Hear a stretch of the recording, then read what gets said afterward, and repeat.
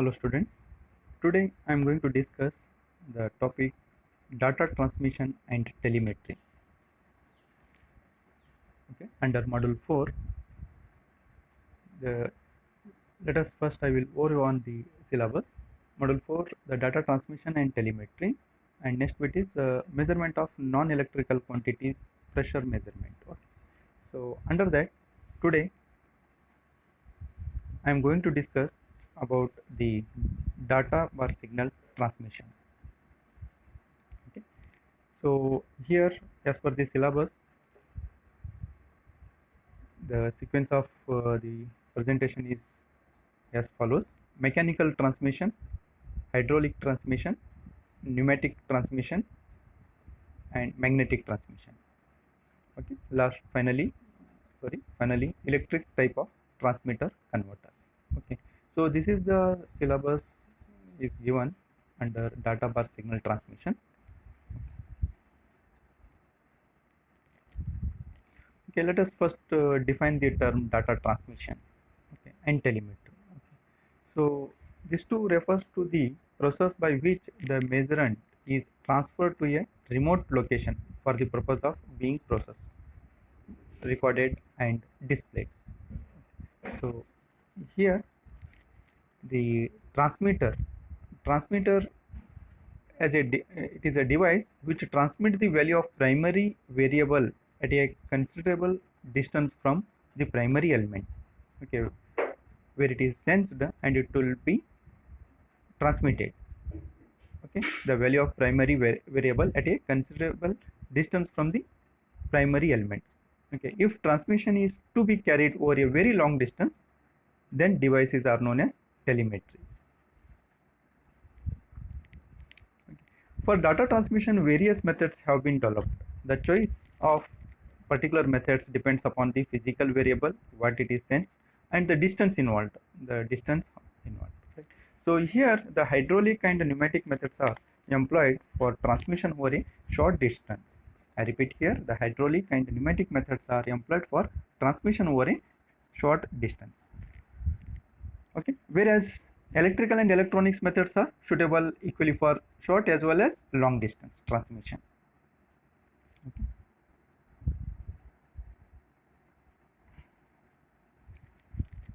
Now, today, as I told, I am going to discuss about these transmissions.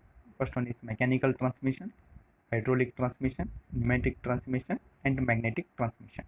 Okay. So here, the first one is the mechanical transmission.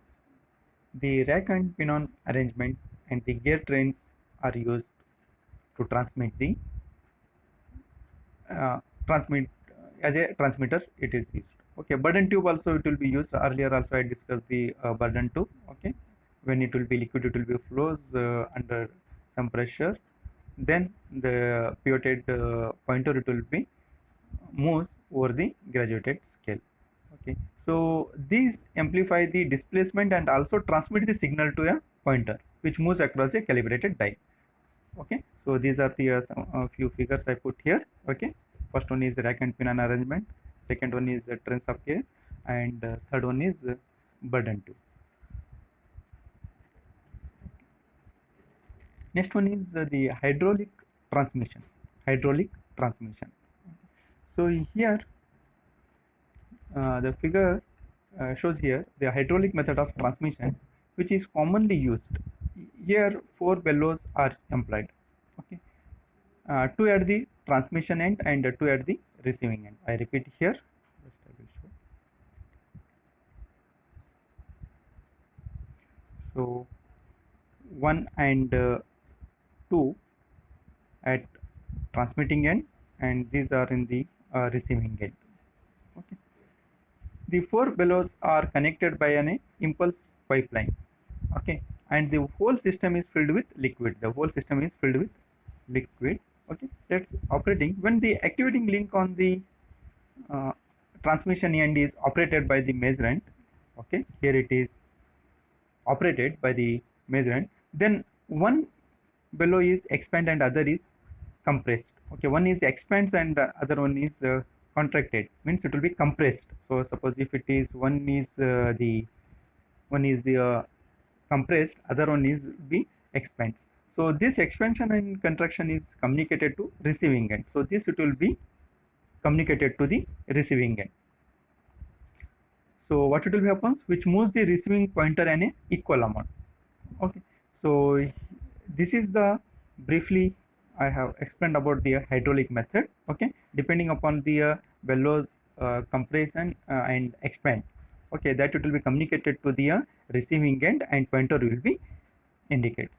Okay, and here the purpose of using two bellows on either side is compensate for changes in ambient temperature. Okay.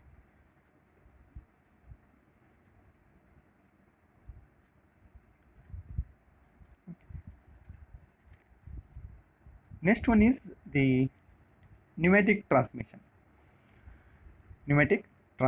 Transmission. So here nozzle and flapper mechanism is displacement type detector, which converts mechanical movement into a pressure signal. So here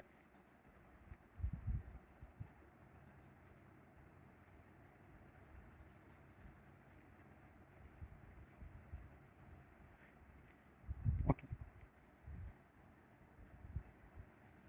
Okay. So here let us first will discuss the construction. It consists of any open nozzle which is supplied with air. Okay, so this is the open nozzle. Here we are supplying with air. Okay, so the here the restriction, the diameter, its diameter being small than the nozzle diameter. This is they are maintaining here. Okay, the diameter of this one will be small as compared to the nozzle diameter. Okay, for proper functioning. Okay, so in front of the nozzle there is a flapper. This is a flapper. Okay, so here in front of the nozzle there is a flapper which is positioned by measuring element. The force on the flapper is produced by a transducer which converts the measurement into linear displacement. Okay, so here the flapper movement it will be sensed. Okay, so how much it is there. So here the amplifier is there. Okay, the working, let us I will explain here. When the flapper is moved against the nozzle, it means it will be near, it will be moved in this direction. Okay, so in this direction, let us once I will clear.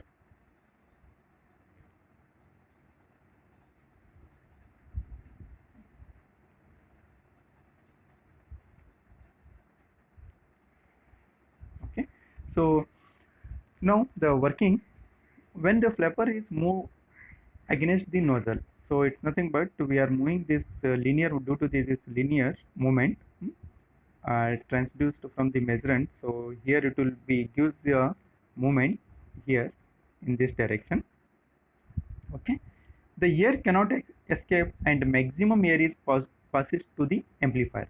So what it will be happens, it will be blocking this nozzle, it will be blocking this nozzle nearer to it will becomes we can't say that it will be blocking, so that it will becomes to the nearer. Okay, so that what it will be happens, the when the flapper is moved towards the nozzle, the maximum air passes to the amplifier. Here it will be passes because you are supplying the air from here, and the maximum it will be passes to the here, maximum air it will be passes. When flapper is moved away from the nozzle, so if it is moved away from the nozzle, so minimum air passes to the amplifier. Okay, as most of the air escapes to the atmosphere, what it will be happens here, atmosphere it will be escapes because flapper is away from the this one, away from the nozzle.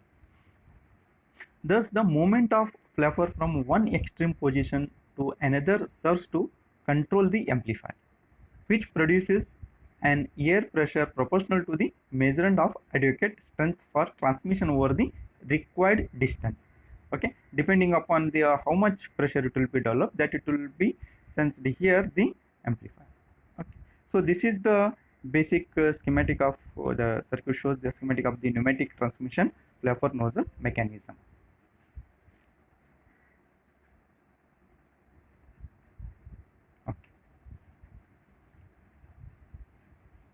So this is the plot of signal pressure versus gap. Okay, for your understanding purpose, I put one graph here. So it is approximately linear. Okay, the plot of signal pressure versus gap. Okay, so here we can see that the output pressure and the gap, it will be linearized.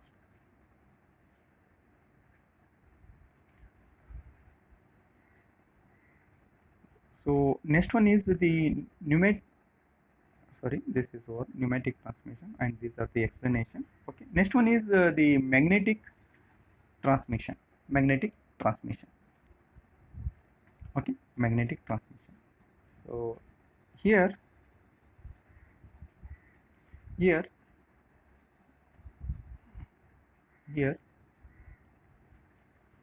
shows the schematic of magnetic transmission. In this arrangement, an armature is attached. Here the armature is attached. Okay, armature is attached at the end of the mechanical moving part, whose movement is to be transmitted. I repeat here, the mechanical movement here. Okay, the mechanical movement, I will clear. Okay, the mechanical movement is to be transmitted outside the armature, moving inside a non-magnetic tube. Okay, so here the mechanical moving parts whose movement is here measuring. Okay, so the what it is there here, armature moving inside a non-magnetic tube. A magnet is placed around the armature outside the tube. Okay, a magnet is this is a magnet. Okay, this is a magnet is placed around the armature outside the tube. The magnet follows the movement of the armature. What it will be happens here, when the mechanical movement, it will be come to this mechanical movement, it will be comes from the transducer. Okay, that it will be moves, and the magnet is placed around the armature outside the tube. Hence the magnet follows the movement of the armature and reposition a pneumatic transmitter. Okay, the magnet movement could also be utilized to operate an electronic transmitter. Okay, so this is the basic principle of the magnetic transmission. Why it is called magnetic means, here the magnet is used. Okay, so that magnet will be follows the movement of the armature. I repeat here, the magnet follows the movement of the armature and repositions a pneumatic transmitter.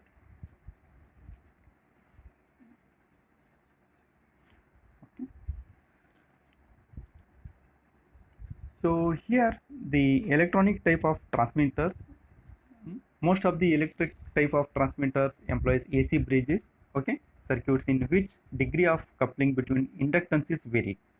Okay, so the most of the AC bridges they are using, and the inductance varied by changing the amount of iron core within a coil. So these are the examples it is given here: Western bridge transmitter, inductance bridge, impedance bridge, differential transformer, self synchronous motor, okay, and resistance manometer. So we are not going through this all the transmitters, only in syllabus what it is given so far, what I discussed, only that much. And finally the converters. The converters here, the most commonly used as current to pneumatic converters, pneumatic to current, and voltage to current, and voltage to pneumatic converters. Okay, here also we are not going in the details about this converters and the electric type transmitters. Okay, electric type transmitters, we are not going in detail. Okay, so next class I will start with the telemetry. Okay, so here I conclude. Before concluding, just little we have to overview on the today's this one class. Just I will go to the first slide. Okay, so here today I have discussed about this mechanical transmission, okay, hydraulic transmission, pneumatic transmission, magnetic transmission, okay, and finally electric type of transmitter and converters. Okay, thank you. With this I conclude this session.